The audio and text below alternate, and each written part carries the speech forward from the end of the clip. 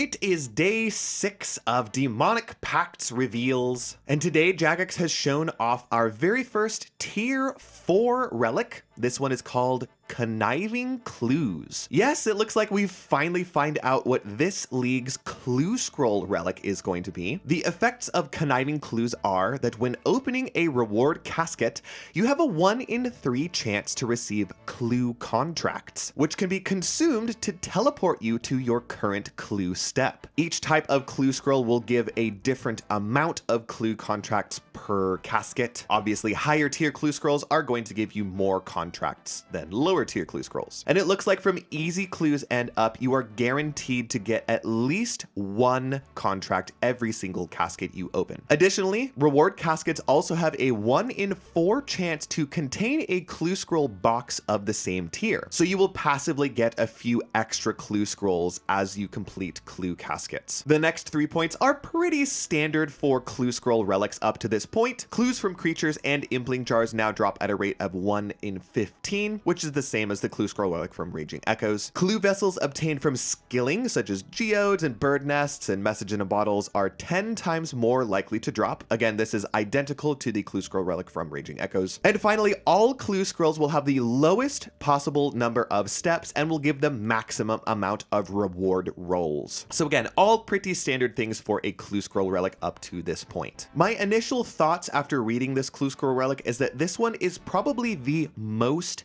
balanced clue scroll relic that they have ever released. It seems like the clue scroll relic every single league goes from being not so good to way overpowered. Last league's Treasure Arbiter was very good, especially considering that it was often paired with the Clue Compass relic from tier 3 of Raging Echoes. And after seeing Conniving Clues, I think we can officially give a final farewell to the possibility that Clue Compass would make a comeback this league, because it seems like it's taken some of the ability from that relic and converted it into these clue contracts. If you don't remember, the Clue Compass from Raging Echoes had the ability to teleport you to your current clue step, which is one of the reasons that it made that teleportation relic so incredibly strong. So they've taken that ability from that relic and converted it into a consumable item that you acquire through clue scrolls, which I think these clue contracts are still going to be very useful. I think you will just use them a lot more sparingly. There are a lot of clue scroll steps that are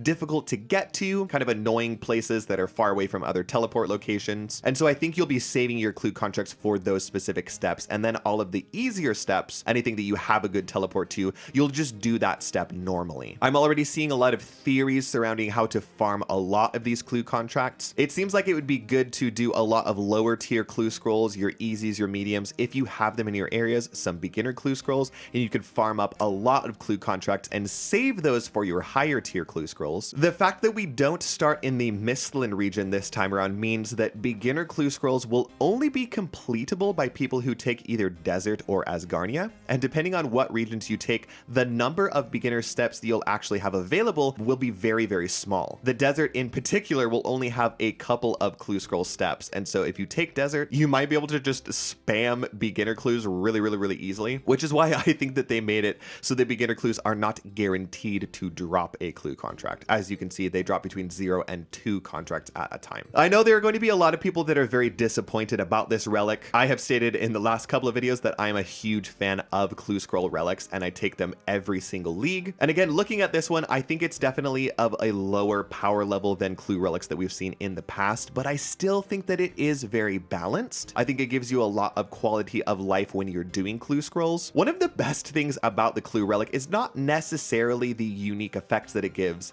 but just the fact that clue scrolls will have the lowest possible number of steps and give the maximum rewards. That in and of itself is such a good benefit of taking a clue relic, especially when you get into those higher tier of clue scrolls. Knocking off a couple extra steps off of your elite and master clues and guaranteeing that you always get the maximum number of rewards really allows you to stack up those clue caskets and the uniques from them quickly. So could still very much see myself taking this relic, especially since it is in a different tier than the Slayer relic. And this is something that's very new this time around. I stated in the video where we were talking about the Slayer relic that every single league it has been Slayer versus Clue Scroll versus something else. And the fact that they've broken these into separate tiers is very, very interesting. Now you can take a Clue Scroll power up and a Slayer power up, which for me definitely pushes Culling Spree up in terms of how likely I am to take it. Now again, we are still very early on. We don't know what Culling Spree is going to go up against, and we don't know what Conniving Clues is going up against. Looking at the relic tiers as we see them right now, you can absolutely see that this is shaking up some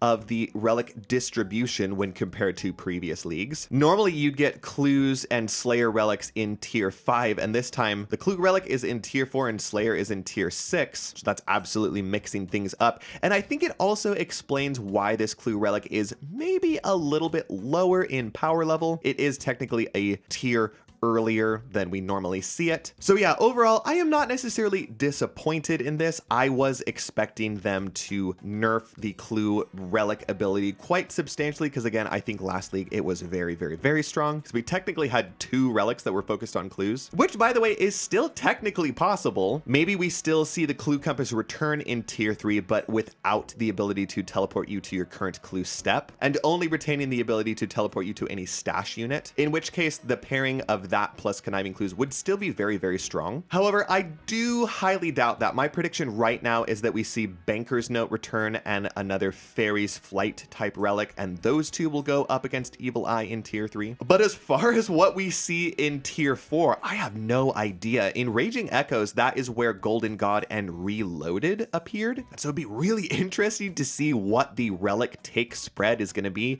If you have a Clue Scroll relic go up against Golden God, go up against Reloaded, I feel like that could be a really difficult choice for them to force us to make. So I'm excited to see how they fill this space out. Now, apart from the Clue Scroll relic that they revealed today, we also are getting our second day of bonus reveals, which today is another Echo Boss tease. Now, this makes me think that every single day the bonus reveal will be an Echo Boss tease, and they'll keep doing that until they have revealed all of the Echo Bosses this league, and then we will get a full blog post about the details of each one and the equipment that they drop. I think this is a really exciting way to do this. In Raging Echoes, they just revealed all the Echo Bosses all at once, and so it's cool to see them space them out this way and give us little teasers, little tastes of what each region's Echo Boss is going to be. So for today's reveal, it is the Echo Thermi boss that we will see returning in the Kandarin region. A lot of you probably have no idea what this boss was even about. Kandarin had the lowest selection rate last league, and several of the JMods have stated this league that they are trying to change that. They want people to take Kandarin. And so one of the things that they have buffed this region and this Echo Boss with